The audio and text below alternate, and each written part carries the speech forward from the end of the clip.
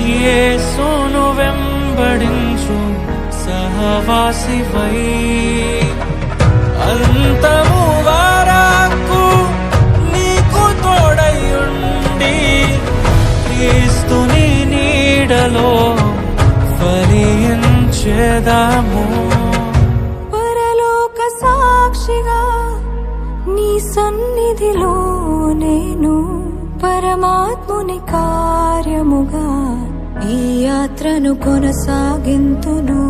పరలోక సాక్షిగా నీ సన్నిధిలో నేను పరమాత్ముని కార్యముగా ఈ యాత్రను కొనసాగింతును.